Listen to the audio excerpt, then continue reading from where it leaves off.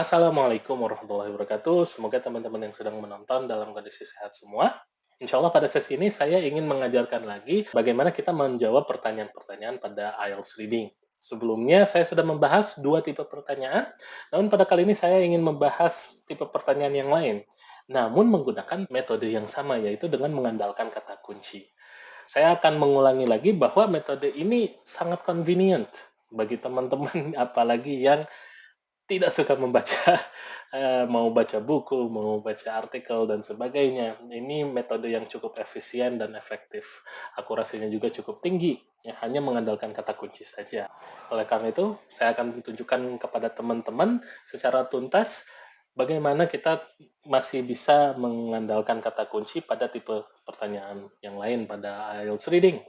Di depan saya sudah ada contoh soal, maka saya akan langsung memulai demonstrasinya. Hal yang pertama yang teman-teman mesti lakukan adalah langsung terjun ke soalnya.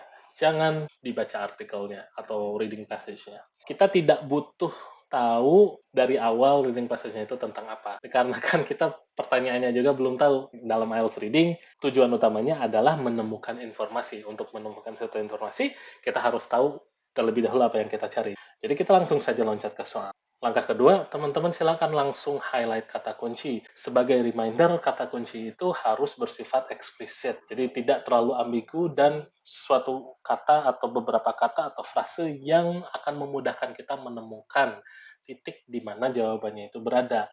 Mari kita langsung loncat saja ke tipe pertanyaan pertama. Reading passage 1 has 9 section, which section contains the following information. Jadi kita diminta untuk mencari informasi. Terletak di manakah informasi tersebut, ya, secara paragraf. Langsung saja ke nomor 1. Di sini kita ada an account of a national policy initiative. Secara langsung, apabila teman-teman sudah sering menggunakan metode ini, teman-teman akan meng-highlight a national policy initiative secara langsung. Dikarenakan itu satu-satunya yang tidak bersifat ambigu. Kalau kita lihat kata an account, bagi teman-teman yang masih belum yakin, itu intinya mah hanya menanyakan suatu deskripsi. Dikarenakan rata-rata mau reading passage-nya tentang apapun, pasti semuanya adalah suatu deskripsi. Bisa jadi argumen, bisa jadi deskripsi, tapi itu masih terlalu ambigu sifatnya. Ya, jadi ini kita cukup mengandalkan a national policy initiative. Di video saya sebelumnya, saya juga menyebutkan bahwa usahakan menemukan 3 kata kunci, minimal 2. Dan ini walaupun satu frase, kita bisa potong menjadi 3 kata kunci yang terpisah. Ada national, ada policy, ada initiative. National artinya skala negara. Policy, kebijakan, rule, principle, dan sebagainya. Initiative, suatu usaha yang mungkin sedang diimplementasikan atau sudah diimplementasikan.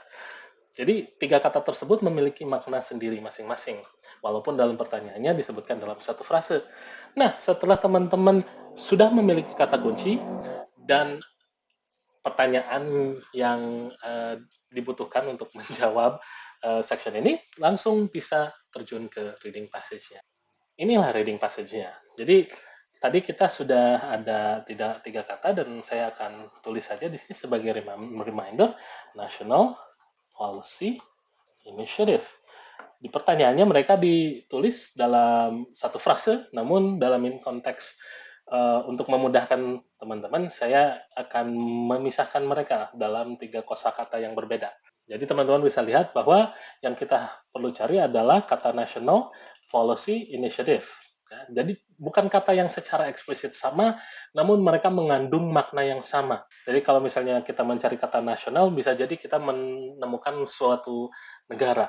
Kalau misalnya menyebutkan suatu negara, kita bisa sebut itu sebagai national. Kalau policy, seperti yang tadi saya bilang, bisa juga law, bisa juga principle, dan sebagainya. Initiative bisa kita sebut sebagai effort, atau power, dan sebagainya. Kalau teman-teman sudah paham kosakata-kosakata yang ditentukan sebagai kata kunci, silakan cari. Jadi baca secara cepat dan temukan kata kuncinya yang ada di mana. Saya akan langsung skip ke titik setelah saya sudah menemukan kata kuncinya. Alright teman-teman, saya di sini sudah menemukan 2 paragraf, salah satunya itu pasti jawabannya. Kedua paragraf tersebut mengandung 3 kata kuncinya di kalimat pertama juga. Ya, kalau misalnya kita lihat H, the New Zealand government has developed a New Zealand disability strategy. Kalau kita lihat I, a number of countries are already in the process of formulating their own standards. Lupa yang ini, for the control and reduction of classroom noise. Jadi dua-duanya mengandung kata kunci, ketiga-tiga kata kunci di kalimat pertama. Kalau teman-teman masuk situasi seperti ini, jangan panik. Nah, di sini teman-teman emang harus berpikir lebih dalam lagi dan mengkaji ulang kata kunci yang sudah dipilih. Dikarenakan kalau misalnya teman-teman menemukan lebih dari satu paragraf yang mengandung semua kata kunci yang sudah ditentukan dalam pertanyaan, di situ teman-teman harus memahami lebih kaitan antara kata kunci itu apa. Bahkan kata kuncinya itu berhubungan dengan apa. Misalnya seperti ini. Kalau kita lihat age, the New Zealand government has developed a New Zealand disability strategies and has embarked on a wide-ranging consultation process. Di sini kita bisa sebutkan bahwa kebijakan yang dibentuk itu adalah disability strategy. Ya, sementara kalau di paragraf A, a number of countries are already in the process of formulating their standards for the control and reduction of classroom noise. Mereka membahas kebijakan yang berbeda. Yang satu itu tentang strategi untuk orang-orang difabel, yang kedua membahas tentang pengontrolan dan pengurangan kebisingan di kelas. Jadi kebijakan yang sangat beda. Dan selain itu, kita juga bisa bilang bahwa inisiatif yang dimaksud di kedua paragraf tersebut berbeda. Kalau inisiatif yang di age, ya, itu sudah dilakukan, sudah selesai, sudah diterapkan. Sementara di I, itu process of formulating. Process of formulating. Dan kalau kita baca secara tuntas I, New Zealand will probably follow their example. The literature to date on noise in schoolrooms appears to focus on the effects on school children in general, their teachers, and the hearing impaired. Di sini tidak membahas kebijakannya sendiri. Kalau kita cek kembali, pertanyaannya adalah an account, suatu deskripsi. Jadi ya walaupun di awal kita anggap itu sebagai ambigu, ternyata emang itu bisa mengingatkan kita bahwa yang kita cari itu suatu deskripsi terhadap kebijakannya. Kalau kita baca age, the strategy recognizes that people experiencing disability face significant barriers in achieving a full quality of life in areas such as attitude, education, employment, and access to service. Ini di kalimat setelahnya langsung mendeskripsikan kebijakan itu apa. Jadi yang secara tuntas mengandung semua kata kunci dan kata kuncinya berhubungan erat dan juga merupakan suatu deskripsi, maka jawaban nomor 1 adalah H. Seperti itu teman-teman. Supaya teman-teman bisa lebih pede lagi, mari kita coba satu pertanyaan lagi di tipe soal yang sama. Oke, coba kita jawab pertanyaan yang kalimatnya sedikit lebih panjang.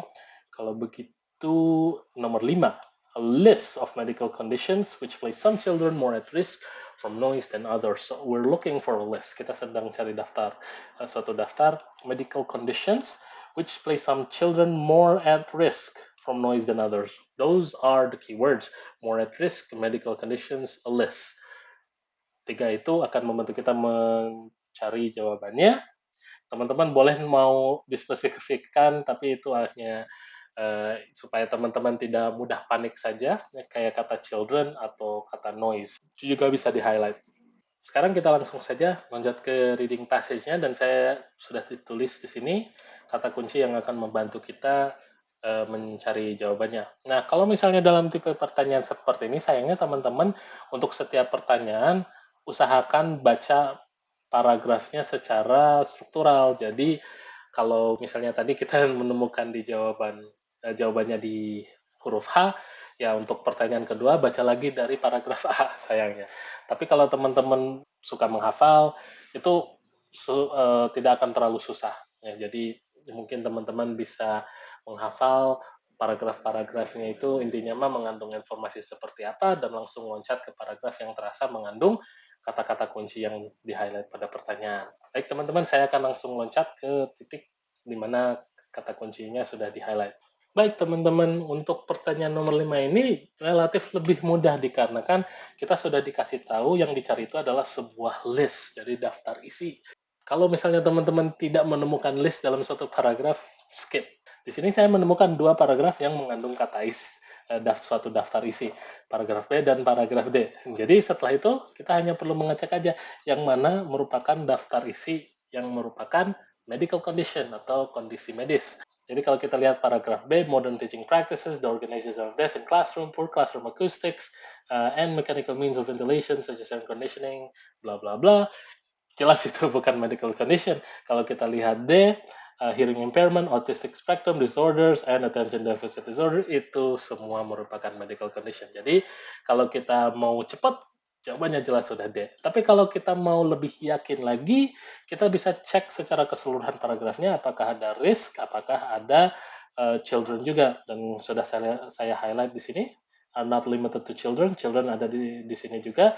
Dan untuk kata risk di sini bisa disebut sebagai could be extremely vulnerable. Kata vulnerable cukup kuat. Kalau teman-teman vulnerable berarti gampang terekspos, gampang tersakiti atau bisa gampang sakit dan sebagainya. Jadi udah jelas jawaban untuk nomor 5 adalah D.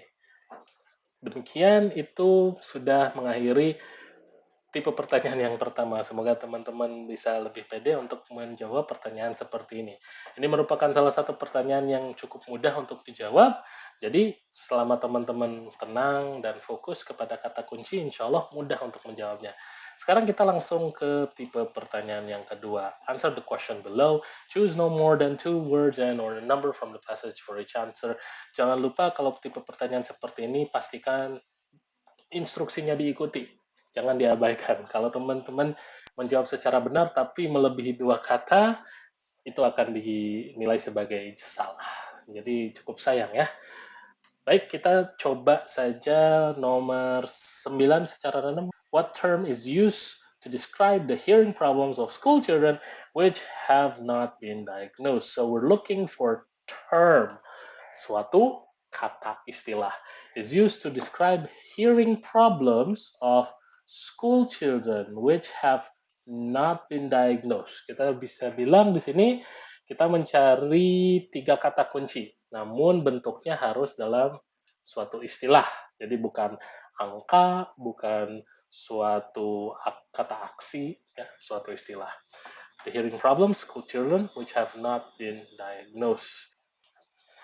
Oke, teman-teman, di sini saya sudah menemukan jawabannya, yaitu di paragraf G. Karena kita bisa lihat langsung ke kalimat yang terakhir, it is probable that many undiagnosed children exist in the education system with invisible disabilities. Kita bisa lihat salah satu kata kuncinya memang undiagnosed atau dalam pertanyaannya disebut not diagnosed. So undiagnosed, ada kata school children juga, dan paragraf ini memang fokus kepada auditory function deficit. Dan ini salah satu keunggulan kata kunci. Teman-teman emang dengan mudah bisa exclude atau tidak fokus kepada paragraf-paragraf yang tidak mengandung kata kunci yang secara spesifiknya. Contohnya di sini fokusnya emang kepada hearing problem. Jadi di reading passage ini ada beberapa paragraf yang membahas seperti autism atau attention deficit disorder. Jadi jelas itu bukan hearing problem. Oleh karena itu, kalau teman-teman baca I dan F gitu ya, tanpa mengetahui bahwa emang kata kunci yang kita cari itu hearing problem, ya teman-teman akan buang-buang waktu ujungnya. Oleh karena itu, biar memudahkan, teman-teman hanya fokus ke paragraf yang ada kata hearing problemnya saja. Ya, karena kalau misalnya kita fokus kepada paragraf tersebut yang mengandung kata itu, teman-teman hanya perlu membaca ulang mungkin 2 atau 3 paragraf, dan itu seringkali bisa dilakukan secara cepat. Oleh karena itu, nomor 9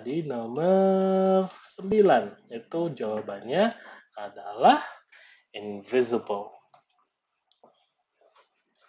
Ya, jadi invisible disability, karena yang kita cari adalah terminologinya, dan satu-satunya terminologi yang ada di situ merupakan kata invisible disabilities. Karena instruksinya menyebutkan 1 atau 2 kata, kita hanya bisa menuliskan invisible atau invisible disabilities, tidak lebih dari itu. Tidak boleh bilang invisible disabilities illness misalnya, dan sebagainya. Itu juga cukup redundant. Jadi itu jawaban nomor 9, teman-teman. Itu sudah mengakhiri tipe pertanyaan yang kedua. Sekarang kita pindah ke tipe pertanyaan yang selanjutnya, choose two letters A to F. Write the correct letters in boxes 11 and 12 on your answer sheet. The list below includes factors contributing to classroom noise. Which two are mentioned by the writer of the passage? Lagi-lagi pertanyaan ini mengandalkan list. Nah, kalau teman-teman lihat pertanyaan seperti ini, fokus kepada pertanyaannya, bukan pilihan jawabannya. Karena itu yang mesti kita tentukan. Jadi karena ada kata list di sini, di pertanyaan sebelumnya kita sudah menemukan dua list kan. Jadi satu list itu merupakan jawabannya, satu list lagi kita belum pakai. Jadi kita bisa cek terlebih dahulu list itu. Apakah list itu sama dengan yang diminta di sini, yaitu merupakan faktor contributing to classroom noise. Mari kita cek kembali list yang kita highlight sebelumnya, yaitu di paragraf B, modern teaching practices, organization of desks in the classroom for classroom acoustics, and mechanical means of ventilation such as air conditioning units all contribute to the number of children unable to comprehend teacher's voice. Yup, itu sudah secara eksplisit memang list yang dimaksud oleh pertanyaan itu. Jadi ketika kita mencari informasi untuk pertanyaan yang lain, terkadang otomatis juga terbantu kita mencari jawaban untuk pertanyaan-pertanyaan yang mengikut. Oleh karena itu, kita bisa fokus saja langsung kepada paragraf P, dan kita hanya perlu mencocokkan list ini dan list yang ada di pertanyaan tadi. Jadi ada jawaban apa saja? Current teaching method, yes, current teaching method is included. Echoing corridors, cooling system, yes, karena tadi ada kata AC, large class sizes, no, loud voice teachers, no, playground games, no. Jadi hanya ada dua. Emang yang dimintanya dua ternyata. Oke, jadi itu jawaban untuk tipe pertanyaan yang ini. Dan ini juga masih sama, kita mengandalkan kata kunci. Kata kunci apa? Yaitu kata list. Jadi kita mencari list. Jadi di reading passage-nya juga akan bentuknya dalam list, suatu daftar isi. Jadi jangan sampai mengira ya dimintanya itu mencari list, tapi menemukan di reading passage-nya dalam bentuk deskripsi. Tidak ya, kalau dimintanya mencari list, di reading passage-nya juga akan ditulis dalam bentuk list. Jadi koma after koma after koma. Oleh karena itu, kita bisa langsung loncat ke pertanyaan yang terakhir. Di sini ditulis, write the correct letter in box 13 on your answer sheet. What is the writer's overall purpose in writing this article? Nah, ini cukup tricky. Ini bukan tipe pertanyaan yang akan sering teman-teman lihat, namun tetap harus bisa untuk jawab. Yang diminta adalah overall purpose in writing this article. Memang dalam tipe pertanyaan ini mungkin merupakan salah satu yang kata kunci itu tidak bisa terlalu diandalkan. Namun kita masih bisa tetap menggunakan pendekatan yang sama. Ketika teman-teman ditanya untuk intisari, niat penulis, seringkali itu terletak di awal dan di akhir. Jadi kalau misalnya menanyakan suatu intisari reading passage yang cukup besar, itu pasti terletak di paragraf pertama dan di paragraf terakhir, karena secara akademia emang strukturnya harus seperti itu. Di paragraf pertama mengandung introduksi, mengandung perkenalan terhadap topik yang akan dijelaskan di paragraf-paragraf setelahnya, dan di paragraf terakhir itu merupakan conclusion atau penutupan yang seringkali emang merangkum apa yang sudah dibahas. Jadi fokus hanya kepada paragraf pertama dan paragraf terakhir. Dan di sini apa yang teman-teman bisa lakukan setelah itu, jadi setelah fokusnya hanya di paragraf pertama dan di paragraf akhir, teman-teman tinggal mencari yang mana yang mengandung kata-kata yang disebutkan di paragraf pertama dan di paragraf terakhir. Contohnya seperti ini. Kalau kita ambil pilihan A, to compare different methods of dealing with auditory problems. Coba kita fokus ke tiga kata tersebut, dan kita langsung loncat saja ke paragraf yang pertama. Alright teman-teman, saya sudah menulis kata kunci yang kita highlight tadi, dan sekarang ada dua metode yang teman-teman bisa lakukan. Kalau teman-teman bukan yang sudah terbiasa dengan metode ini, bisa mengecek jawabannya satu persatu, supaya ada kepercayaan. Jawaban yang ini benar dan jawaban yang lain salah. Kalau teman-teman sudah handal, itu bisa dibalikan. Jadi teman-teman temukan kata kunci di paragraf pertama dan mencocokkannya dengan pilihan jawaban. Coba kita menggunakan metode yang pertama. Jadi ambil kata kunci yang berada di pilihan jawabannya dan lihat apakah ditemukan di paragraf pertama. Ini lagi-lagi saya ingatkan untuk pertanyaan intisari saja. Teman-teman bisa lihat bahwa di sini kata-kata yang sudah tertulis tidak ada yang disebut di sini kecuali auditory function deficit atau auditory problems. Ya, hampir sama lah. Selain itu tidak ada lagi. Karena kalau misalnya kita lihat kata yang pertama, kata compare, tidak dilakukan sama sekali di paragraf ini. Jadi pilihan A itu sudah jelas salah. Dan teman-teman bisa lakukan ini untuk setiap pilihan jawaban. Catat kata kunci setiap jawaban dan cocokkan di paragrafnya.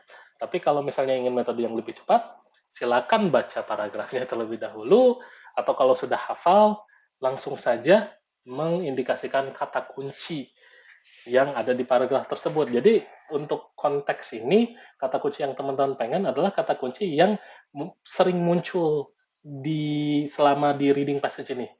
Contohnya misalnya hearing impairment atau auditory function deficit. Kita sudah baca kalau mencapai pertanyaan 13 di pertanyaan-pertanyaan sebelumnya sering muncul kata ini. Kita juga bisa mungkin highlight development of speech and communication. Itu juga dibahas di beberapa paragraf, resulting in detrimental effect on the ability to learn at school. This is likely to have major consequences for the individual and the population as a whole. New Zealand juga dibahas ya di beberapa paragraf. Found from research carried out over 2 decades that 6 to 10% children in the country are affected by hearing loss. 6 to 10% children in the country are affected by hearing loss. Suatu data yang menunjukkan seberapa serius auditory function deficit ini. Jadi kata-kata kunci itu seberapa banyak pun yang teman-teman pengen selama tidak meng-highlight seluruh paragraf ya. Ya, yang penting ada beberapa kata yang teman-teman bisa bantu tentukan jawabannya yang mana. Kalau gitu kita langsung loncat saja ke pertanyaannya. Saya ingin juga meng-highlight sedikit teknik. Seringkali kalau melihat pilihan jawaban yang seperti ini, teman-teman bisa lihat bahwa action word atau verb yang digunakan di setiap pilihan jawaban itu berbeda. Dan seringkali itu juga merupakan suatu bantuan bagi teman-teman. To compare, to provide, to increase, to promote. Kalau misalnya teman-teman sudah handal, biasanya dari kata kunci yang sudah terkumpulkan bisa langsung melihat, oh, intisari dari paragraf ini adalah untuk menyediakan sesuatu, untuk meningkatkan sesuatu, untuk mempromosikan sesuatu. Tapi kalau teman-teman tidak terlalu handal, tidak apa-apa. Teman-teman tinggal cek kata setelah itu. Contohnya, misalnya di sini, compare different methods. Nah, kita tadi sudah tentukan bahwa membandingkan metode yang berbeda, itu tidak terlihat di paragraf yang pertama. Kalau kita lihat yang kedua, to provide solution, suatu solusi, itu juga kita tidak temukan di paragraf yang pertama.